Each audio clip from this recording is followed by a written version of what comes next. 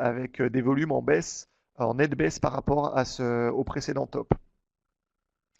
On en déduit alors que le marché, en réalité, n'est pas convaincu par ce nouveau plus haut. En tout cas, qu'il y a des signes d'affaiblissement de la tendance haussière et les acheteurs commencent à perdre un peu la main, croient un peu moins en ce nouveau point haut. Donc c'est une première phase de marché. La tendance haussière n'est pas encore remise en cause, mais en tout cas, le fait que le point haut soit réalisé avec des volumes en nette baisse indique un affaiblissement de la tendance haussière. Deuxième étape de la figure, on a ensuite la cassure de la ligne de coup, de la ligne de tendance ascendante qui soutenait jusqu'à présent la tendance haussière.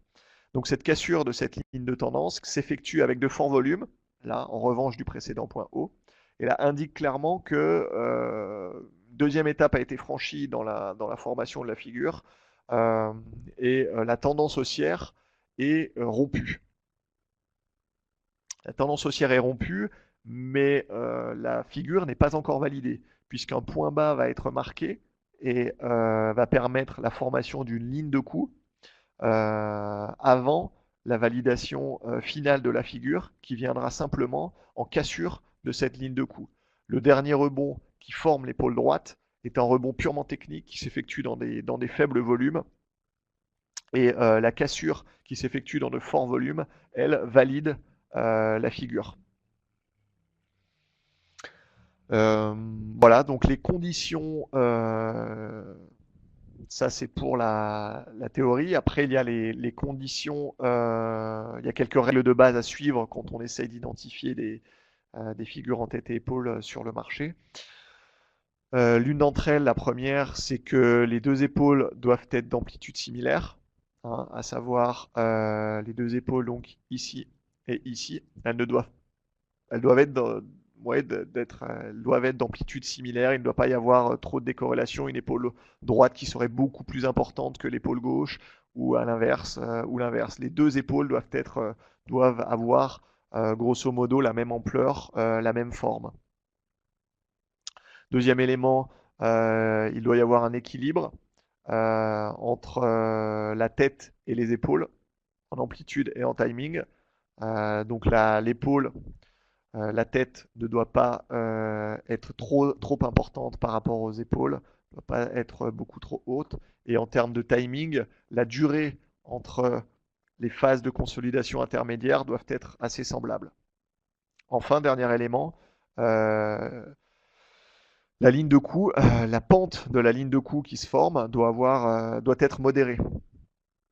À savoir si cette ligne de coup est beaucoup trop pentue, la psychologie de la tête et épaule ne sera plus respectée. Et les différentes phases, les phases de rupture de la tendance de la droite de tendance ascendante, les phases de reprise d'appui ne seront plus valides. Voilà, enfin dernier élément, enfin, avant-dernier élément, il y a souvent des phases qu'on appelle des phases de pullback une fois que la figure a été validée. Des phases de pullback peuvent apparaître, qui sont des reprises purement techniques sur l'ancienne ligne de coup. Ces phases de pullback qui n'apparaissent pas à chaque fois dans la figure, mais lorsqu'elles apparaissent, elles sont souvent considérées comme des zones idéales d'entrée sur le marché. Alors en l'occurrence, pour une tête et épaule qui préfigure d'un retournement baissier, ces phases de pullback sont très souvent l'occasion soit de clôturer les positions acheteuses si on est encore acheteuse sur la tendance de fond, soit à l'inverse d'initier des positions vendeuses et de jouer la figure dont l'objectif est calculé en reportant le mât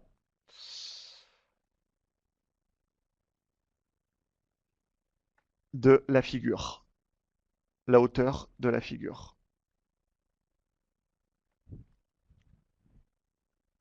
Voilà, pour la tête et épaule. Le raisonnement est similaire pour la tête et épaule inversée, donc qui se trouve sur le graphique du bas. À ce moment-là, on vient d'une tendance baissière et la tête et épaule inversée préfigurera d'un retournement haussier. La psychologie est la même, sauf qu'elle est bien évidemment inversée, mais on est exactement dans la même psychologie avec une droite de tendance baissière qui doit être cassée, une ligne de coup, la formation d'une ligne de coup, des volumes des forts volumes acheteurs en cassure de la ligne de coup. Voilà pour la tête et épaule. D'autres figures évidemment de retournement de tendance, parmi les plus connus sont les doubles bottom, les doubles top, hein, les doubles creux, doubles sommets. Voilà, je ne vais pas m'attarder plus que ça sur ces figures. Elles participent de la même psychologie de marché que les têtes et épaules. En termes de ligne de coup qui se forment. Excusez-moi, petite seconde. Voilà, en termes de ligne de coup qui se forment, euh, la validité de ces figures de double creux, de double bottom, donc il faut que les deux sommets ou les deux creux, le deuxième sommet doit être inférieur ou égal au premier, et les deux sommets doivent il doit y avoir un équilibre entre les deux sommets, à la fois en amplitude et en timing. Il y a également la possibilité d'avoir des pullbacks, de revenir sur la ligne de coup de la figure avant de repartir à la hausse dans le cas d'une formation en double bottom.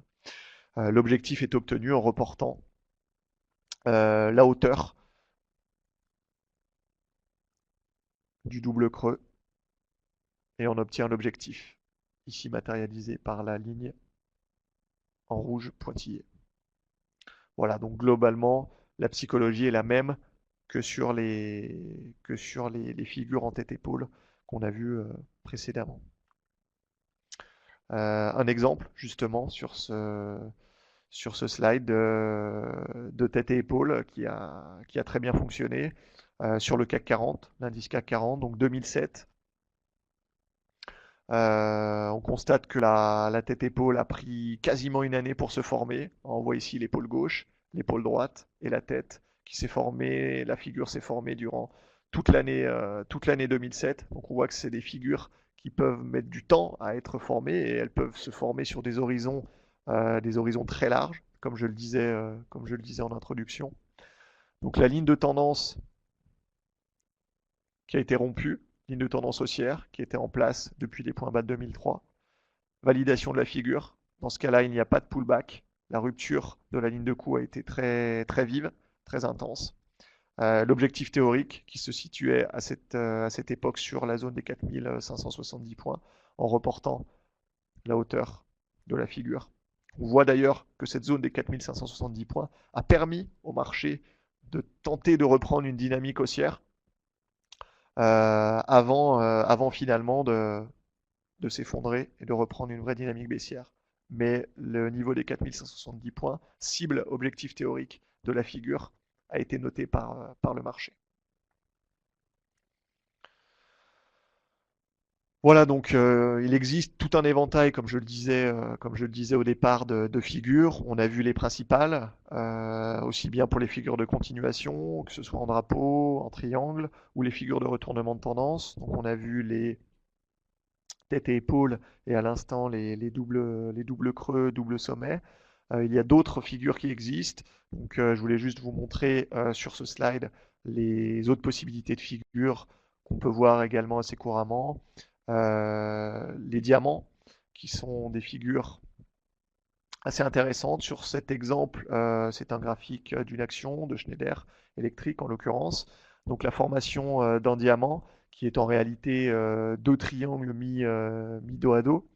La validation de la figure de la même manière qu'une tête-épaule en termes de volume de validation. Là, il n'y a pas de ligne de coup, mais la validation de la figure se fait lorsqu'on casse la borne basse du deuxième triangle, si je puis m'exprimer ainsi, qui forme le diamant.